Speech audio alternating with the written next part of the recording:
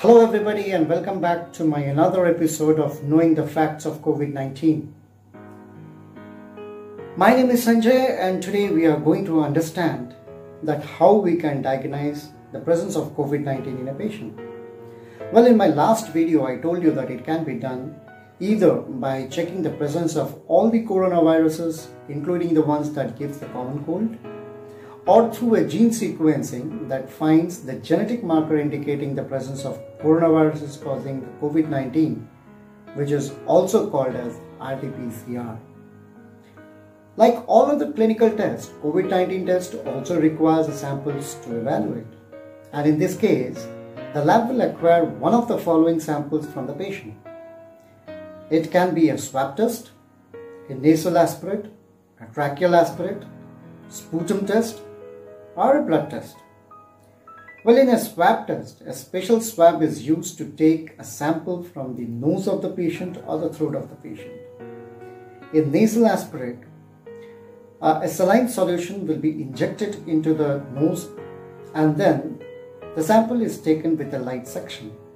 In tracheal aspirate, a thin tube with a torch, also known as bronchoscope, is put into the mouth to reach the lungs of the patient from where the sample is collected. Sputum test, obviously the sputum is a thick mucus that gets accumulated in the lungs and comes out with cough. Now during this test, the patient is required to cough up the sputum in a special cup or a swab. And in blood test, the blood sample is taken from the vein unlike any other blood test. A rapid test has also been started for COVID-19, which involves taking the samples from nose, throat or lungs. Now this ensures a speedy and accurate diagnosis. Now to understand about the RT-PCR, let us first try to understand what is a PCR, that is a polymerase chain reaction.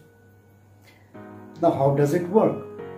Well, a polymerase chain reaction is a method for amplifying a particular segment of DNA to make millions and millions of copies of that specific segment rapidly, allowing to study in detail.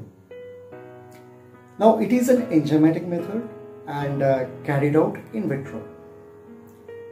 Now, the PCR technique is very simple, inexpensive, and the synthesis of specific fragments of DNA is possible for virtually any living organism. Now, RT-PCR, which is also known as a reverse transcription polymerase chain reaction, is a laboratory technique combining the reverse transcription of RNA into DNA, and in this context it will be the complementary DNA or the cDNA, and amplification of specific DNA targets using the polymerase chain reaction or PCR. Well, there are various steps involved in the polymerase chain reaction in RNA sequence. First would be the denaturation by heat. Here, the RNA is first incubated with primers at 70 degrees centigrade to denature the RNA secondary structure to a linear structure. Second is the annealing the primer to the target sequence. Now this mixture is chilled quickly in the ice so that the primer binds with a specific region of the RNA.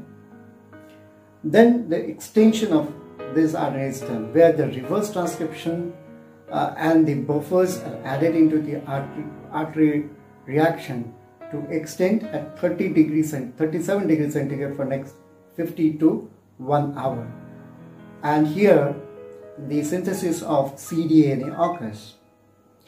And the fourth cycle, now this cycle is continued till the specified amount of the complementary cDNA is achieved.